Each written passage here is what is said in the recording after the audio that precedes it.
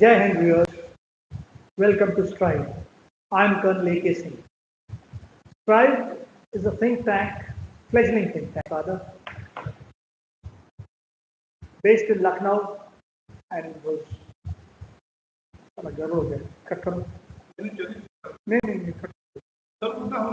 अच्छा ठीक Jai Hind viewers, welcome to Strive India. I'm Lt Singh. Strive is a fledgling think tank formed by a group of veterans based in Lucknow to analyze and present a balanced view on strategic and geopolitical issues that concern our nation.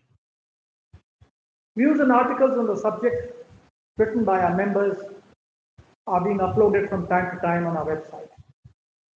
Taking from this forward from here, Strive brought out its first publication, The Elephant, that's India, titled The Elephant Awakes, Strategic Reflections 2023. The book has been published by Which Big Depot from Delhi and is also available on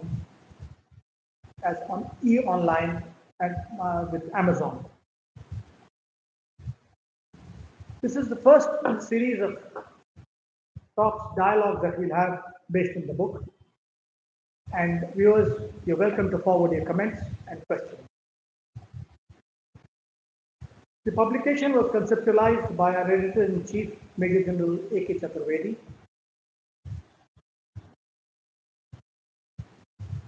And I would request the General to give us a peek into the whats and hows of the book. Thank you, A.K. Actually, as you would recall, that our objective of Society for Transformative Research, Integration and Veteran Empowerment, that's a Strive, when we conceptualized about 3.5 years back, was to deliberate on issues related to national security and nation building.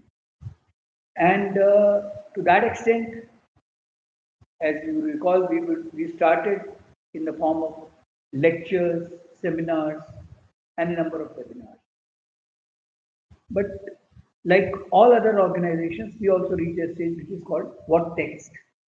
And when we started thinking what next, ideally for a think tank, it is important that their research work is maximized. So then we decided to go in for a book. When we thought of a book, so we decided that we will have a book which will be a yearly event, and the name suggested was Strategic Reflections.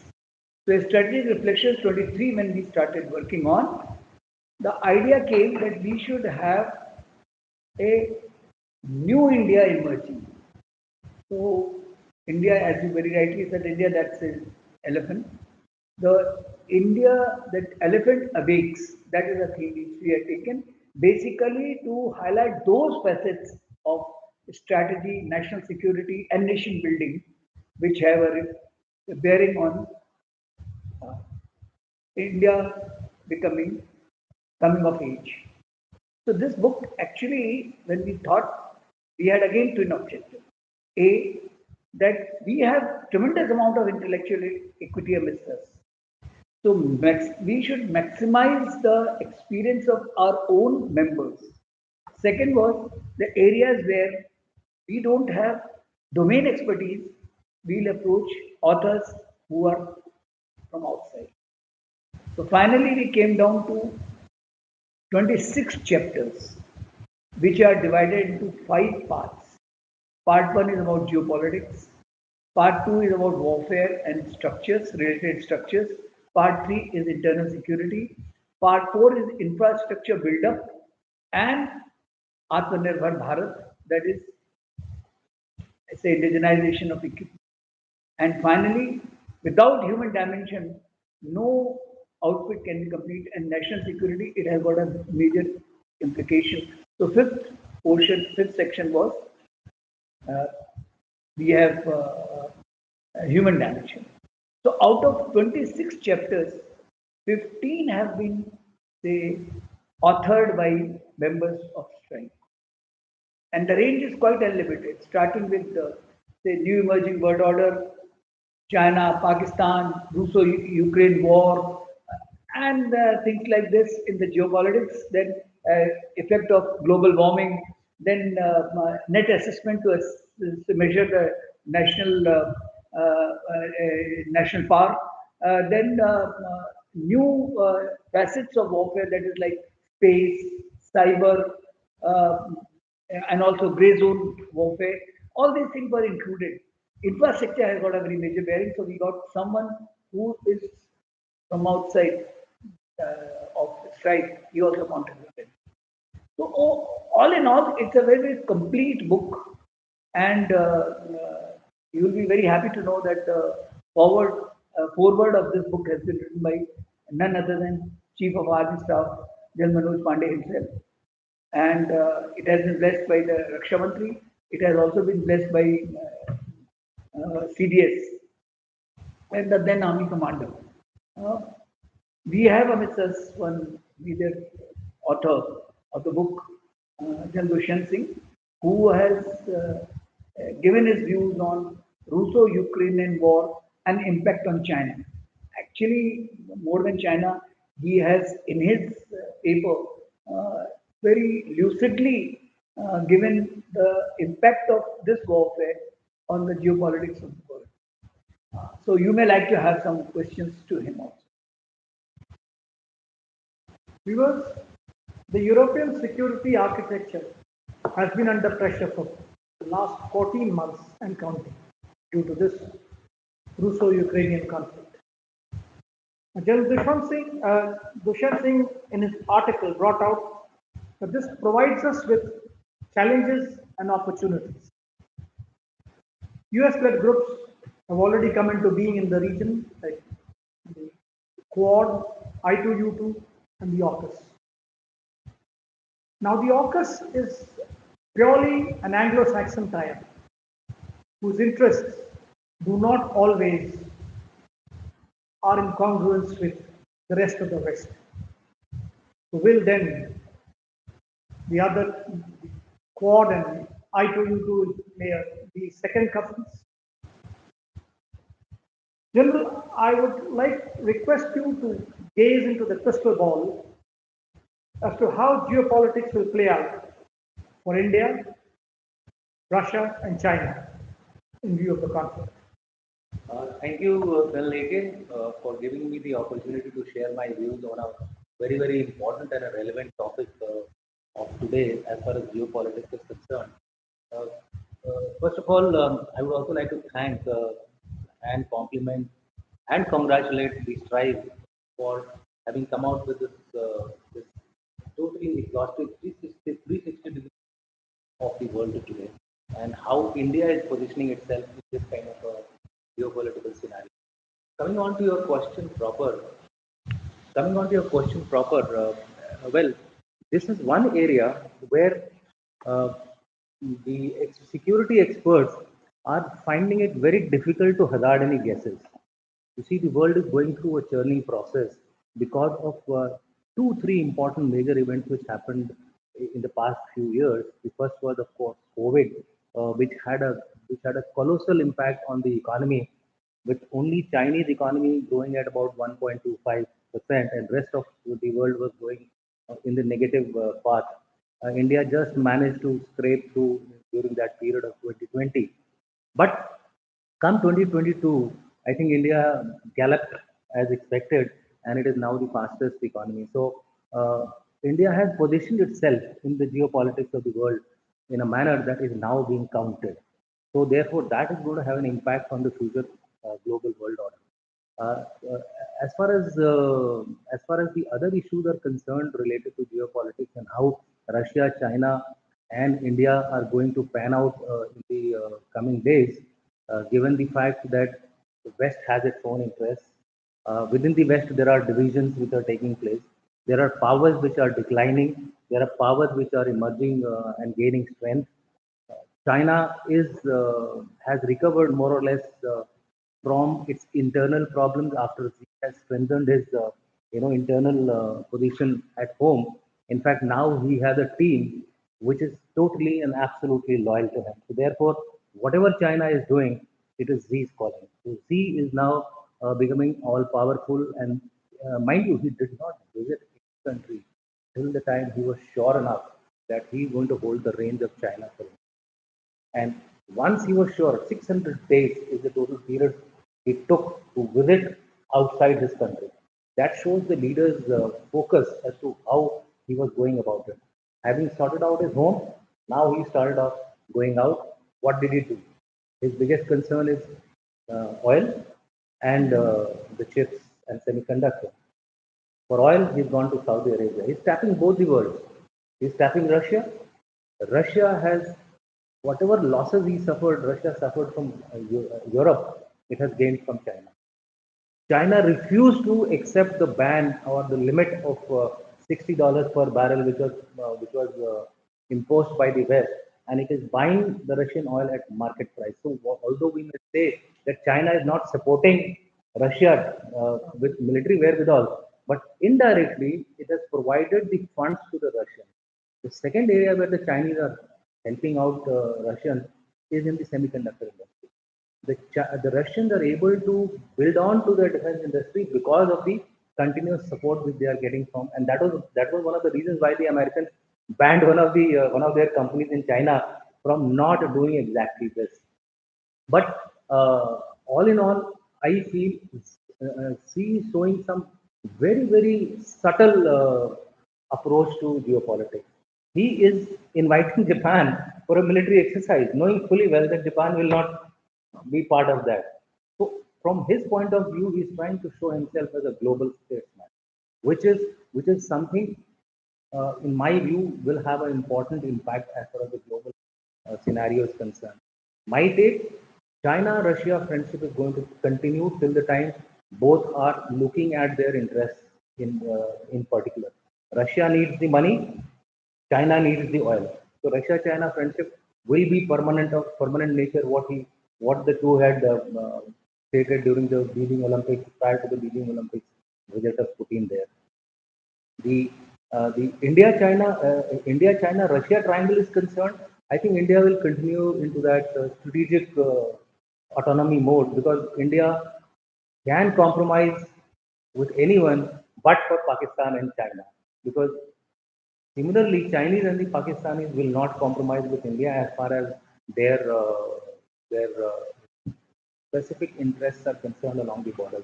It is not in the interest of China to give a freedom to India to continue to focus on economics, because that will get India closer to China. So the border issue will remain, and that's what was seen in the recent SCO summit, defense ministers meet, in which they said, "Where is the hurry to settle the border dispute?" I think the arrangements are good, stable on the LAC, and we should go ahead and cooperate in other areas. Coming down to the Russians are in need of both India and China, so they will continue in the manner which we are looking at. It is the US and the West who are now in some kind of a dilemma as to what approach they should follow. In their interest, I think the Russia-Ukraine war has come as a boon, because it has shot up the NATO's relevance in Europe. So America will continue to push to keep the war going. And somewhere they are finding this difficult, because Zelensky very recently has said that he's open to now dialogue, one-to-one dialogue with Putin. It's a big come down for Zelensky. So the US seems to be not taking too many risks because of the internal elections which they are going to have for the presidency. I think till the president's election, they are going to remain in this kind of a mode to keep the war, dragging along, but not let it come to a settlement. The defense industry of US has been given a new lease of life because of the war, and they would like this to continue. As far as the other Western countries are concerned, the Europe minus UK, I was seeing the trade between Europe and China. You will be surprised that the maximum trade which is taking place between Europe and China is today Europe has become the largest importer It's a very surprising factor. Topping the list is Netherlands, followed by France, followed by Germany, largest and keep largest exporter of goods from Europe. You know who? Germany. And Germany is technologically very, very proficient. So the Chinese are playing their game very smartly. Europeans are going by, like, I think Europeans are going the India approach. They are looking at also the other factor is any war or any confrontation, any conflict taking place away from the shores of Europe. I don't think the Europe is going to give the same kind of support which they are giving it to European response monolithic, or it has got its own fault lines? It has its own fault lines. UK for sure is absolutely on a different wicket altogether. In fact, I would put that UK has lost somewhere its strategic autonomy. UK is bandwagoning the US approach, and that is why you have the AUKUS arrangement which has come in. It was a shock for France because earlier the submarine development was to take place through France for Australia, and now that has gone to UK. You'll be surprised to know that the defense expenditure of US is $801 billion. Combined expenditure of China, India, Russia, France, and UK just manages to touch the US expenditure. That's the kind of money which is at stake, and therefore, US, in my view, is not going to underplay any of its world alignments. It is going to play out the Quad in its full capacity. AUKUS will be in its own place. I2UT may get expanded to I2U2 Saudi Arabia in times to come. Iran, Iran is going to be a problem for the US, and I think it is going to play the Israeli card to keep Iran under check. As far as China is concerned, US has to manage China. It is no more a competitive relationship as far as US-China is concerned. Today, if you see the Pacific Sea, it is full of the Chinese forces and the American forces. I was just seeing the map where all their aircraft carriers, etc., are deployed. There is something major brewing up, and we will tackle that in your next question. In any case, maritime, they have well past US. Yes. Strength, that 370 crafts, whereas I think in, Russia, America is only 330 or something. Absolutely. And the Chinese did a naval exercise targeting target ships. Yes. That was something, giving a subtle lesson and very close to the Taiwan and Japan area.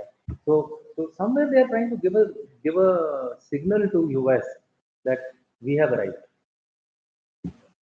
Yeah. So one China policy is fading away. Yeah. So what would and should India's response be during a conflict between the two Chinas?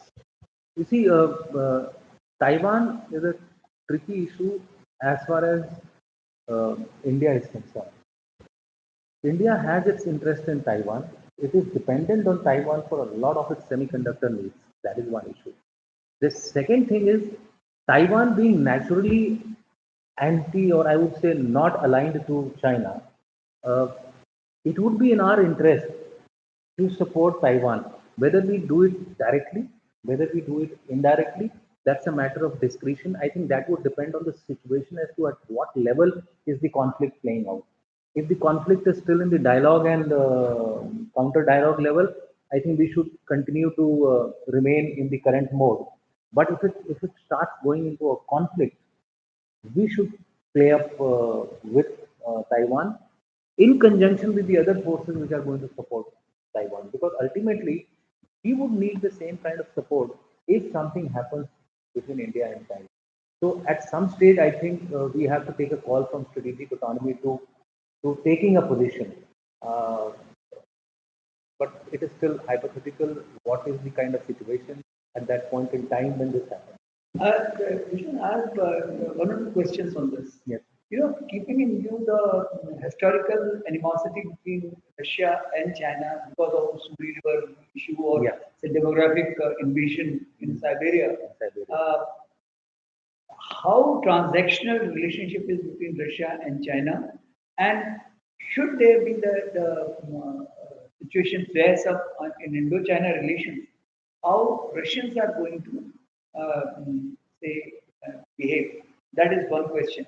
And second question I have is that China today, that two China policy, they had been saying that other issues can be kept separately and border issues, but no, they are also having against us things like stable visa issue, things like their support to Pakistan, their support to in FATF against India and NSG and all those things.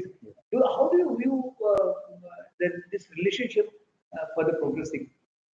So the as far as your first question is concerned about Russia, China, one thing we need to realize that Russia is today being ruled by Putin, and Putin is a very ambitious and a powerful leader. He would not like to play second fiddle to China, and the strength to Russia comes from the fact that it is the largest holder of nuclear assets in the world today. It is using China, and the China thinks it is using Russia. So relationship, in my view, will remain transactional. Propensity to take military action is larger with Putin than with Xi Jinping. A personality analysis will reveal to you that the Chinese are primarily focusing first on the business relationship and then possibly keep this hard power as a backup to tell the people that I do have the wherewithal to respond to you if required. But have they responded post Vietnam is something which we need to take care of. They are responding in terms of military. They did the same thing as far as India was concerned. Whenever we used to have some kind of a configuration happening between India and China, they would start doing their military exercises in their famous training areas, but nothing beyond that, right? So my view is that the Russians feel, and even today they feel that they have the military capacity to beat China whenever they want, simply because of their overall military superiority. As far as money is concerned, I think the money will flow to them. Because of the natural resources. Natural resources. They are so well into well reached, Siberia, etc. I mean, they are. In fact, Russia has recently commissioned the Power of Siberia's second pipeline. Yes. Now that pipeline, when it comes through, they will have money flowing to them. Exactly. I mean, say even this Vladivostok. The northern sea possibility is now going to become more and more important and relevant. And in any case, they are trying to find some route to. Very nice thing you have raised about the Northern Sea. Northern Sea is how do you view that in future with Sweden and Finland both being part of NATO, that North Sea's relevance and importance becoming relatively important. It's going to be very important. You see, Russia is being hemmed in. The borders of Russia have now extended. Earlier it was Ukraine and some parts in the south. Now it's going to Finland. 1300. Yeah, now it's 1300. Yes, now imagine they have, and St. Petersburg is just 300 kilometers. 300 kilometers. So now what you see is an extended line of confrontation the Russians are facing. So therefore, they have to have an outlet beyond the Crimean, etc. So Northern Sea, to my mind, is going to gain prominence in the times to come. They will start working harder on that, and the Russians are technologically quite advanced. I'm sure they will find solutions to their natural problems. How do you view the second question, Jay said? How do you view that India's position vis-a-vis Indo-China, Indo-Russia, and Indo-US? India is presently in a swing state. Yeah. So, but how do you view this configuration? So as far as India's position is concerned, I think India as of now has still not reached the level where it can independently take a position and stand upon it on a permanent basis. So therefore we have to continue to swing from left to right. One thing is for sure that India has decided Pakistan and China are no compromise states. Compromise can be in terms of economics as far as China is concerned, but for that India is slowly but steadily building its Atmanirbharta campaign. Today, the exports, the defense exports I'm talking, stand at 13,900 crores, which is which is a huge amount from what it was way back in the past. The only thing which India needs to be careful of is that our quality control has to be good. The kind of helicopters which we are Now, producing. some base materials, say like even vaccine-based material, then the many other things. Yeah. Say even the silica which we need for Correct. chips and all, Correct. that comes from. That comes from China. The raw material for pharma comes from China. Although India is a pharma superpower, but still there are huge dependency as far as China is concerned. My view is India will continue to position itself in a similar manner at least for some time to come. For 10 to 15 years, I see India growing similar path. Thank you, sir. Viewers, you're welcome to send your comments and any questions that you have on this aspect. We will continue this series and conversation with the various authors that we have in our book. Thank you. Thank you, sir. I think very well 26 minutes. I think we should go it on Zoom. It's a distraction. जब आप बोल रहे होते हैं 3 आदमी बैठे होते हैं सर डिस्ट्रैक्शन